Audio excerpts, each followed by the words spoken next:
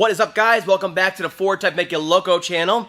Today we're going to show you how to replace your brake vacuum assist pump on your 2011 through 2012 Ford F-150 with the 3.5 liter Ecoboost engine. These are the only years, model, and engine that this applies to, okay? 2013 and newer Ecoboost engines have a mechanical vacuum pump they strap to the back of the right-hand head that basically took care of reliability issues. Leaks a little bit of oil, but it fixes the reliability issues that this thing has had from the factory and continues to have, all right? So 2011 through 2012 F-150 Ecoboost models only. So if you guys don't know it already, this vacuum pump is very prone to failure. They said it was sucking in moisture from the factory through the vacuum line on there and making it corrode inside. Plus, it's located down the right-hand headlamp area here, so it's getting constantly sprayed with water and muck and salt. So, needless to say, the original one that was cast aluminum would actually rot and seize up. Okay, so they came up with this plastic one where the housing, the diaphragm, and everything's enclosed inside this plastic housing instead. But guess what? These only last on 50 to 70,000 miles too. So, today we're going to show you how to change it yourself. So, originally back in 2015, Ford did introduce a recall for the 11 and 12 models, but it only covers the vehicles 10 years, you know, 150,000 miles. So most of you out there are definitely out of that range right now, so it's up to you to fix it and fix it yourself. Now, the problem with this pump is that, like I said, it only lasts around 50 to 70,000 miles before it starts seizing up and making noise issues and just overall reliability issues. And the darn thing's a $730 list plus tax plus install. So I'll link to the Ford pump on Amazon, and you can get it for around $500 and install it yourself and save some money, okay? Now, the reason for this pump is that with the Ecoboost engine, any forced induction engine, you need to make up for the lack of engine vacuum while it's in boost, all right? So while it's in boost, there's not much engine vacuum, if at all, to supply vacuum to the vacuum booster for the brakes, okay?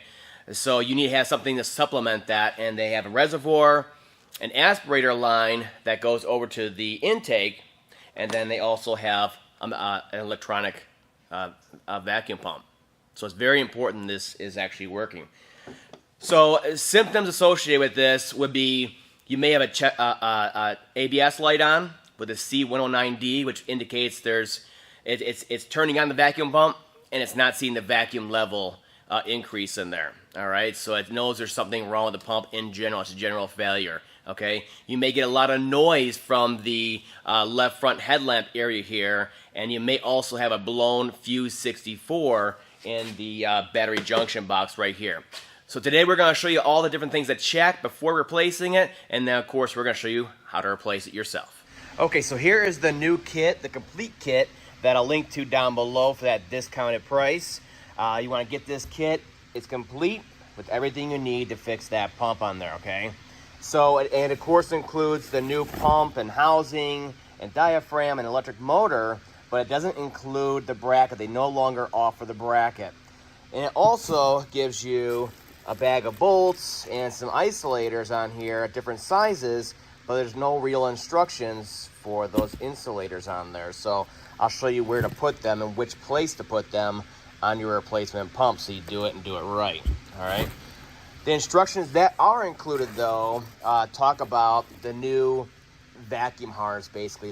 They used to have an aspirator line on some models where they would use the rushing air coming into the turbos to actually provide like a Venturi effect and additional vacuum. They figured that's not really doing anything. So they have a new line, which is this one right here. It's more simplified, okay? But it has a bunch of check valves in it, which are important to make sure that there's no vacuum loss in the wrong direction on here. So even though this vehicle, like I said, has had this pump changed once, twice already, maybe 3 times already, and has this new line on there already, we're going to change it here today because, like I said, these little check valves that are in here can fail, and you don't want those to fail, all right?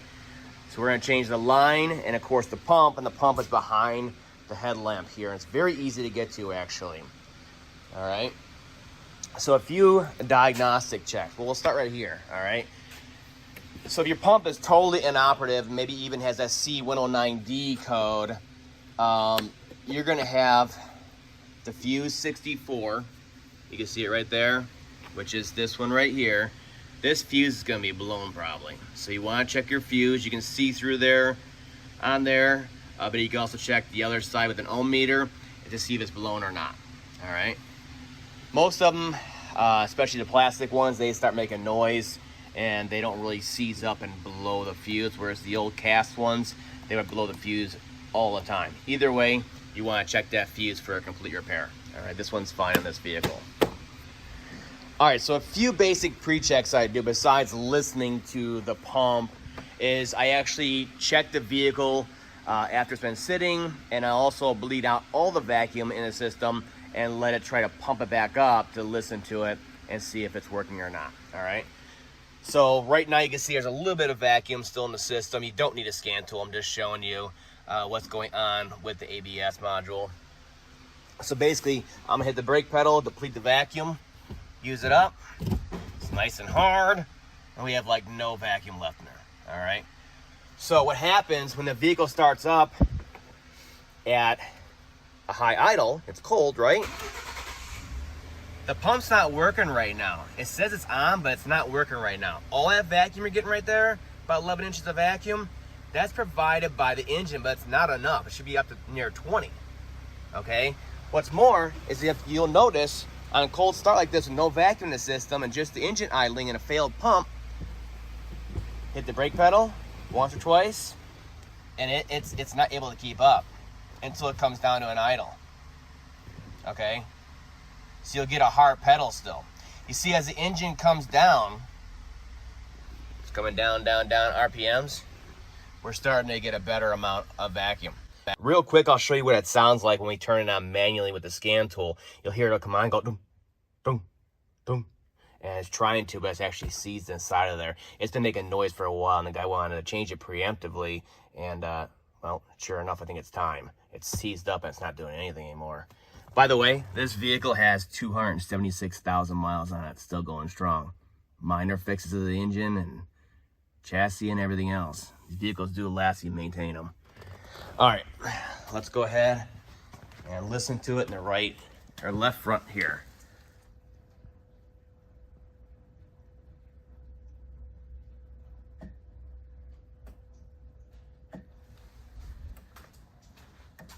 So we're hearing this, the relay come on.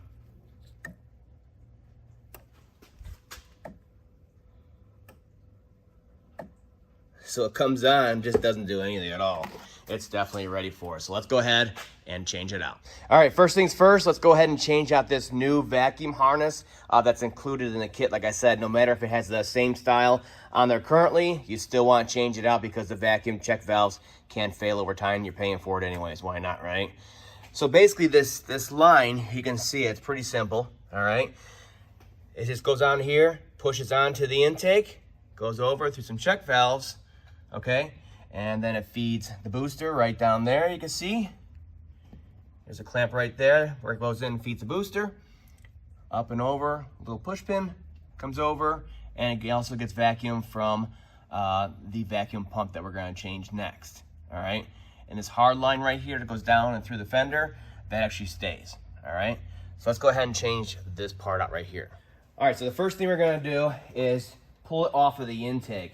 Now, believe it or not, many times you just yank on it and it'll come right off. It'll slide right off, even with the clamp on there, all right? So that one's really simple, all right? And then over here is a push pin, like a push fastener.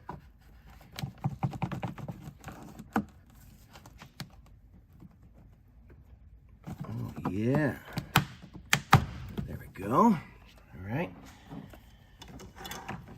We'll do this connection right here next. Now what you can do is, you know, use a pair of regular pliers like this and then separate it, but you'll find these two are gonna be stuck together, all right? And it can be a struggle. So what I use is a mini vice grips like this, you know, needle nose one, holds the clamp open for you, and then you can sit here and twist them and separate them. See what struggle it is?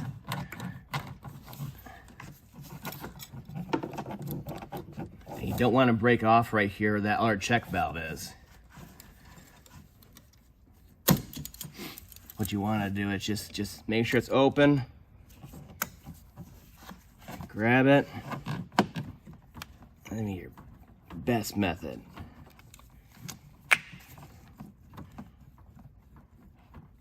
And some of these are really stubborn like this. You see the whole thing's moving back like that. So let's say you're in a situation like that. You don't want to break anything. It costs more money. You get a razor blade out. All right. You're very careful and make a relief slit in here. Hear that? It's already hissing.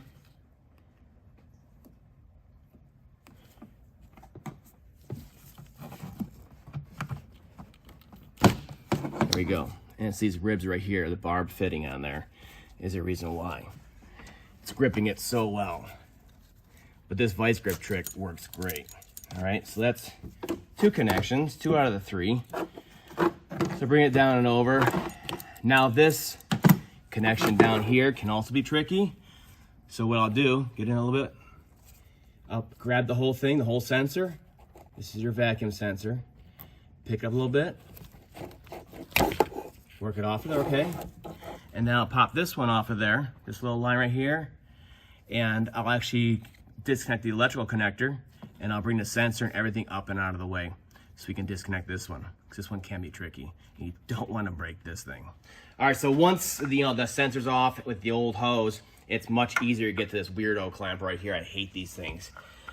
So again, I generally use a slip joint pliers if you can get it centered on there just right and get it back far enough without popping like that.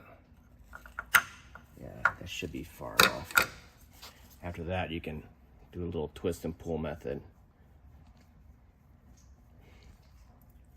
See, everything's made to not come apart. That's the whole idea of it. It's gonna be a little tough. Just have patience and be careful about it. All right. So there's a sensor right there. So on some models, the early models, there's actually a little nipple sticking out of right here where that aspirator line goes on to. You'll know if you have it or not because the original line will be connected into the intake tube here for an aspirator line. If you have that, of course, disconnect that also. And then it comes with a little cap right here. It's a 3/8 cap. You just pop it onto there and that'll take care of that. All right. This one does not have that, so we're gonna go ahead and start putting it back together. So first thing we're gonna do is connect up the sensor right here. So again, you just kind of work it in there until it stops, something like that. All right, and then we'll bring this clamp. The clamps are included. And again, you just gotta center it onto there. This is like a secondary deal right here, whereas the barb actually does all the work.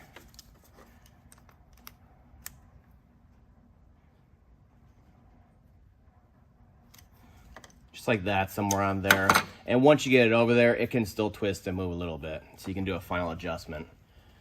So the one thing I will tell you is this little rubber grommet right here, this one right here, where it plugs into, that's gonna be dry. So you wanna hit it with a little bit of grease, a little bit of silicone, something like that. I do shoot with silicone quick. Just like a little bit like that off to the side. I'll work it in like that. There we go. All right. That way this thing, this sensor right here, will go in here real nice. Just like that, work it all the way in, back and forth, and it'll kind of just fall into place. Let's go ahead and push it in up here. All right. Don't forget your small vacuum line right here. There goes that. That's what actually feeds the reservoir and goes up and over. So that right there, placing it here and over here, actually adjusted the angle perfectly for that to come in here. You see that, just like that. Connector until it clicks. There we go. Like I said, on this side right here, yeah, it has this big fancy clamping system, but trust me, it barely pushes onto there. What you do is just come on over, you push it all the way on, like so. See, it's pushed all the way on there, and then you just pull the pin. All right. And initially, anyway, it should hold pretty good. But you'll find a lot of the used ones just slide right off. Okay, so last connection is over here. Again, it's a real simple one. This one shouldn't require any lube. Again, twist and push. Looks good, right? Pull. And that's good to go there too. All right. So, in the end, it'll look something like this. Very important. You get all these details right. Because this is the power that's going to help you brake. Supplies your power booster. So it'll look like this. Nice secure connections coming up and over. So now we can just concentrate on the pump itself. All right, let's get the vacuum pump out of there and swap it in the bracket. So this headlamp needs to come out next. There's an air deflector strip that kind of looks like this. That's gonna come over to here. There's gonna be a scrivet right here. So you wanna use the regular Phillips if yours is still intact. Use a regular Phillips, lightly turn it out, and then you come in behind it. You pull the screw part out a little bit more like that, and then you can get in there and pull the rivet part out of there. And then they'll just kind of fold away, okay? Now, the headlamp has 3 10mm bolts. 1, 2, and then right here is 3, okay? Very easy to get to. Everything's out in the open. Let's get my impact, and I'll zing these suckers off. They're self-tapping.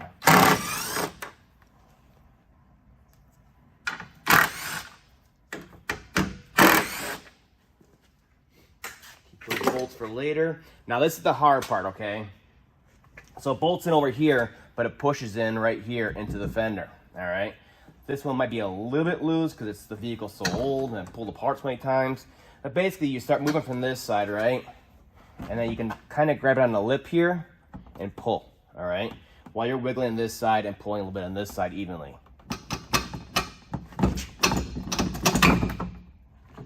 Just like that, okay? Now a lot of guys do something like this. They put it up to the side and they start working down in here. You can do that. If you are gonna pull off the headlamp, the best thing to do, especially with the turn signal down here and everything like that, is just turn it out and let it hang out of the way. Don't touch it, okay? Because the connections on those like to break. Now this one right here for the actual headlamp generally does not fail. So you squeeze it and pull, okay? And be careful of the bulbs that are out here. The headlamp I keep inside the bulb. All right. So we'll get these off to the side without breaking them, okay? And there goes that. There's a bit more room to work here then. So this pump right here, okay, you see it? It's actually hot because it was seized in there. It's not doing anything. It has one connection going over. You see it right here?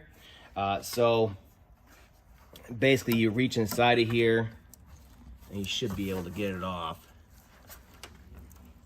You just push in the retainer, okay, and it'll come right out. You want to check the pins on here for corrosion. This one looks fine. Generally, they're okay. So what I just did there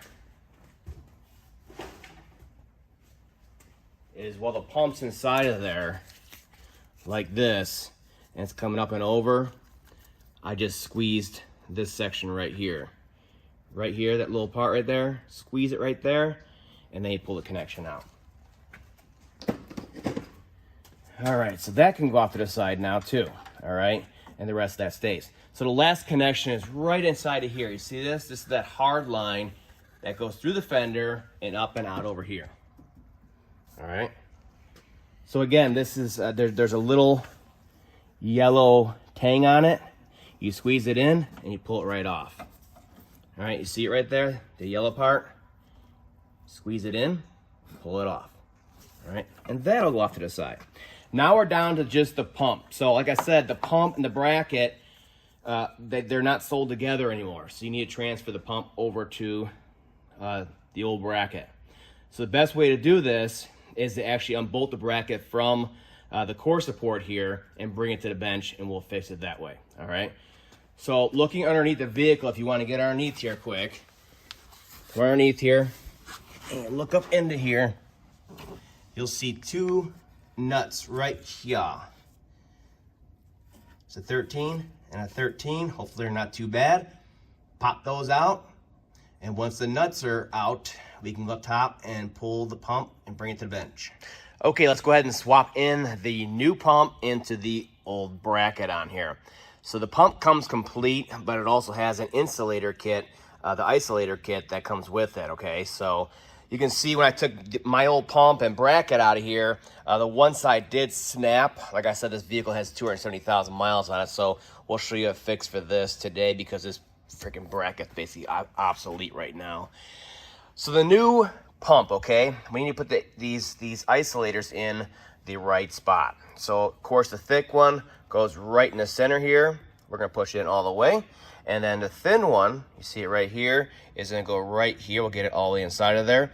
This one goes on this side where the vacuum port is at, all right? And then this one, you leave empty, all right?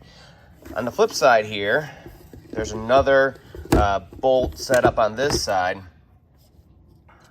There's a bolt right here, and then another thick isolator that will go inside of there to isolate it on that side. So this is how it looks in the bracket.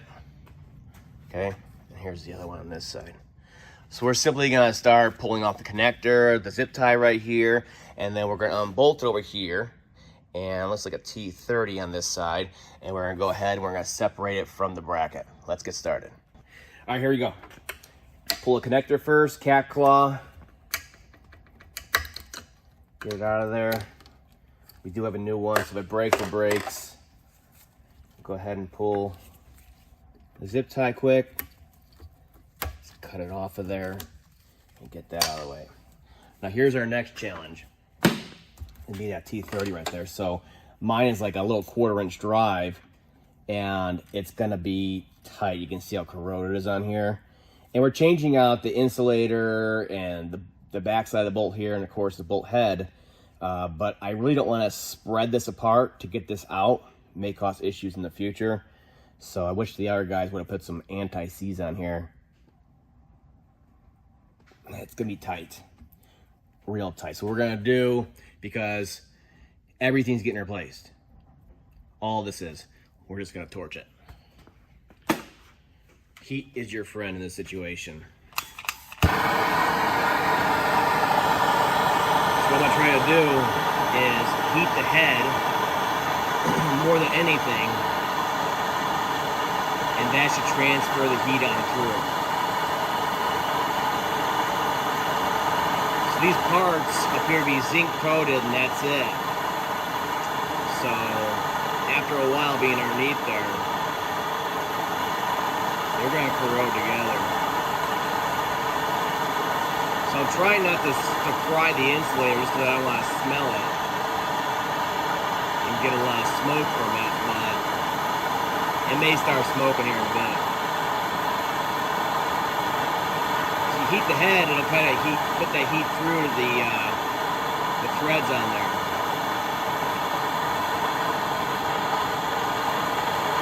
And the bracket can take the heat, no problem.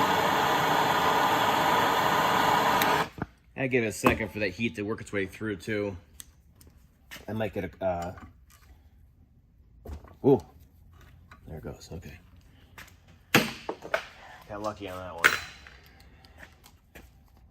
So it's hot right now. So I'll go ahead and take this out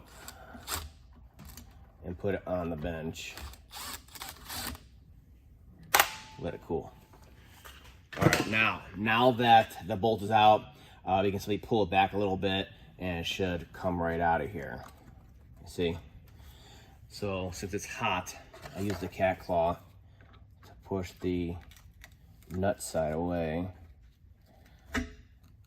Just like that. Just want to kind of squeeze it in a little bit and pull it up. You don't want to distort the bracket. So once you're out on this side, you kind of wiggle and you come right out of these little pins on this side. And this whole monstrosity is gone. You can see they went ahead and they put them in each one of these, but the instructions say not to use this one over here. So we're gonna go with the instructions on there. All right, now it's time to work on the bracket. So it's a little corroded over here. Like I said, these are hard to come by. So what I'll do real quick is wire brush it where it's getting weird over the years right here. Where I was torching it and everything like that.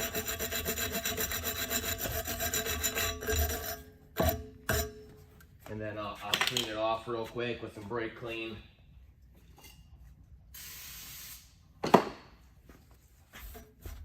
Ooh, she is still hot. This thing sucked up all the heat and it just kind of held on to it. So we'll let that cool a little bit. But in the end, what I'll do before putting it all back together, because these brackets are so hard to come by, is I'll go ahead and I'll paint it real quick with some of this stuff from Ford. Just kind of brushes on and it seals it up on there. So we'll do that in a second. Right now, you may have this situation like we have. We have the bolt that is actually broken off on here. So make sure it's cool. So what I plan on doing is these bolts are kind of pressed in to it here. They're not welded in, okay? So you put a regular bolt through here, the same length and size and all that stuff. We just need to get this one out. And the best way to do that is heat. So again, I'll wait to paint the other side. So what we're gonna do is we're gonna try to set up a little rig to actually press it out once it's hot enough on there, all right? So there's a couple ways to do that. I think we're gonna do the easiest one, which is using the vise, if possible. So what we're gonna do is we're gonna superheat this area right here, the bracket, which will loosen that. Put like a socket on this side, it's bigger than the head, okay? Put it right here, and then you turn the vise in, and it'll push it through with the socket there, and it'll come right through. Once it's through, you're good to go. Put another bolt in there. Okay, so this is probably the easiest solution for something like this. So we have it in the vise. I have a impact socket so it doesn't shatter when we're pressing on it. It's a little softer socket that will handle it. So I use around a 16, 17 millimeter socket, okay? And we're going over the head of the pressed in stud, which is this right here, right? So we're going around it. So when we press it, it can come through into the socket, all right? So we're already in position, we're nice and straight, and then the other side, of course, is in the other side of the jaw for the vise. So once we heat it a little bit, right here, where it's pressed in, then we can start cranking on it, and it should come through fairly easily, being how thin this is. It's kind of like when you press out broken studs on exhaust pieces. Same idea. All right, let's go ahead. First thing we're gonna do is torch it so we can help it through.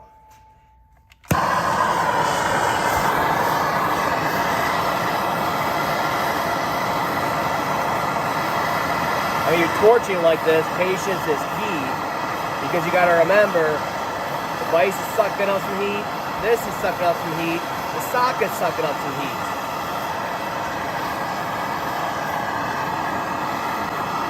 Put a little pressure on it.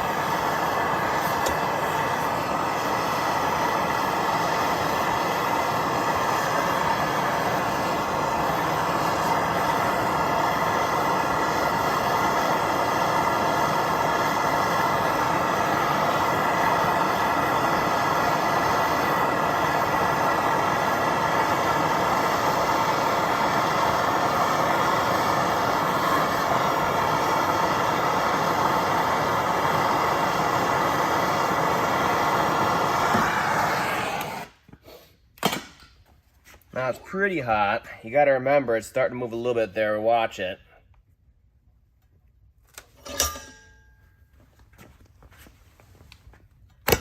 Oh, there it goes. So it popped right through and it's at an angle right now. So now it should go through nice and easy, like you see there. There you go. Remember, it's me smoking hot. There it is. You see how it is?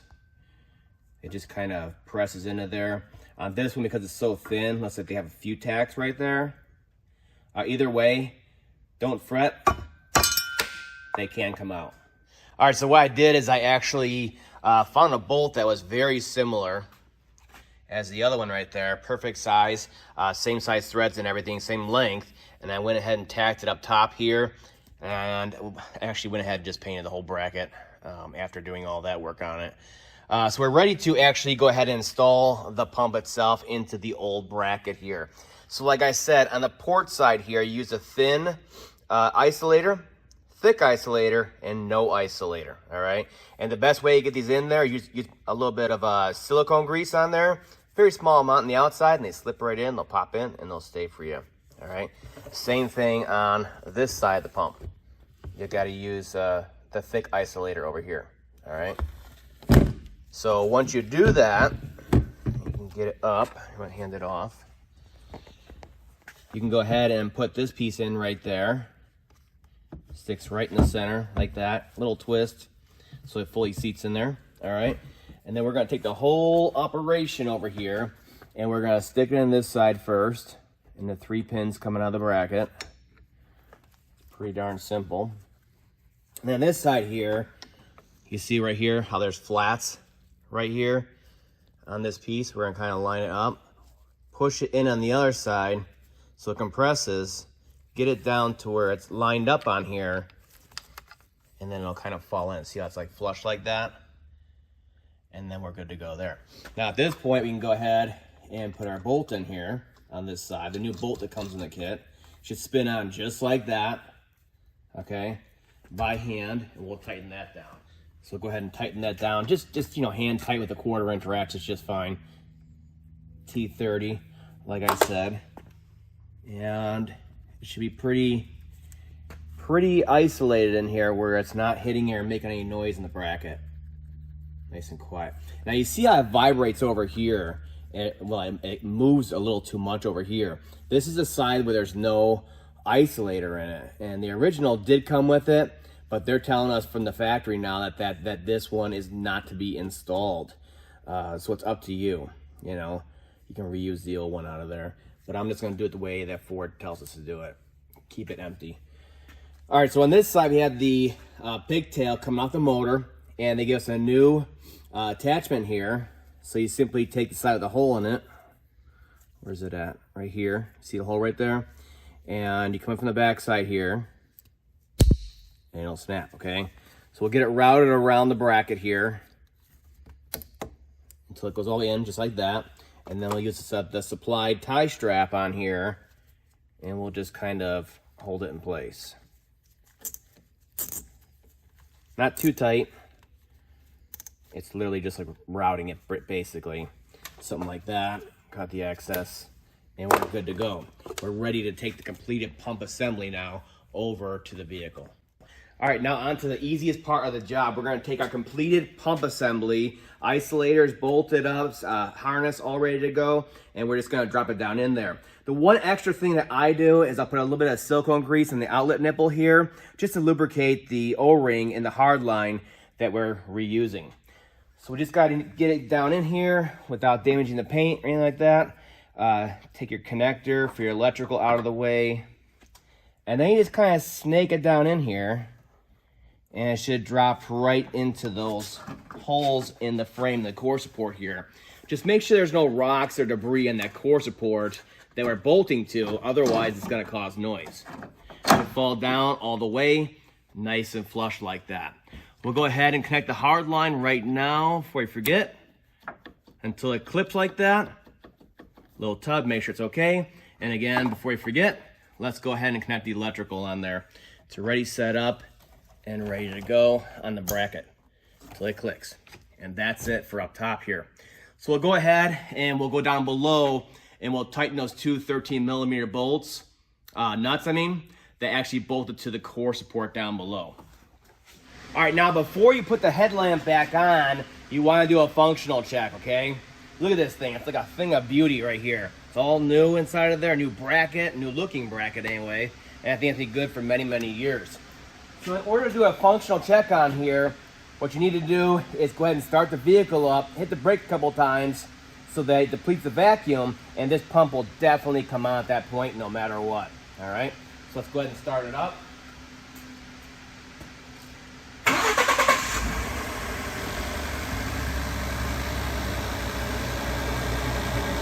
So the vehicle's a little bit loud, but you can definitely come over here, put your hand on it, on the plastic part of it, and you can feel it, okay? You can feel it vibrating and working inside of there to make sure it actually works, all right?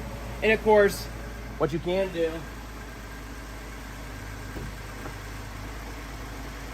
the brake a few times, you'll see it kick on.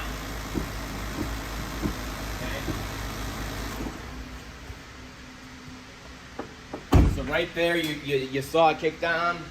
Everything works functionally on there, and it wasn't making all kinds of noise, so we're good to go. We know the vacuum side of it, the pump, the isolators, the fuse, the relay, everything is good to go. So at this point, it's very, very simple. We're gonna find our headlamp assembly here. We're gonna take it, and we're gonna start connecting the 3 connectors on here. So, kind of rest it up here. Do this lower one first. These are all keyed, so there's one wide part of the socket that goes on there, and they can be a little funky, so you just gotta play with them.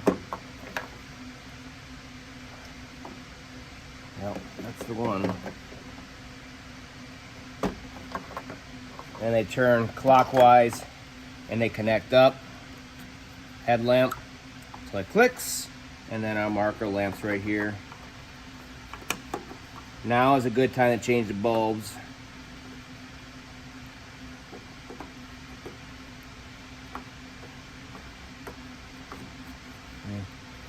It's a little funky, but it works. So you simply get it over here, kind of get it in place, right? Like that, it's kind of in place. And over here, it should basically be lined up, and it'll lock in over here. Now everything over here is already lined up, all right? We could just simply start bolting it up.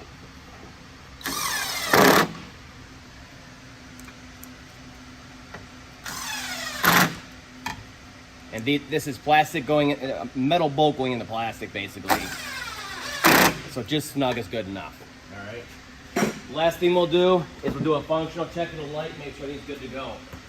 Obviously, very important. So we do lamps. Make sure they're on.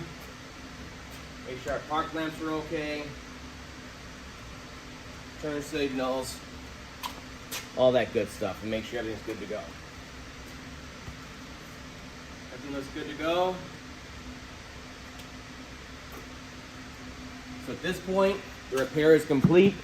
You can go ahead and close the hood and be done. In the end, I'll do one final check before giving it back to the customer. With the vehicle running and everything good to go and our vacuum fully restored, what I'll do while it's sitting there idling is I'll go ahead and hit the brake a couple times to deplete it. And we should hear that pump come on every time to make up that vacuum loss like that. So we'll make sure it comes on, we'll make sure it sounds good, and then I'll do it again. Does it every time. And again, with this vacuum pump working, and let's say it sat overnight and all the vacuum was depleted, okay? You should be able to start the vehicle up. It'll come on automatically, and you have brake assist right away, and then you drive away. When you have a hard pedal in the morning until an engine idles down, that's how you know that the brake vacuum pump has failed, and we're only relying on engine vacuum at this point, which is not safe, not for a boosted engine. All right. Anyways, I hope this helped you guys fix your Ford yourself. I'll see you next time, guys.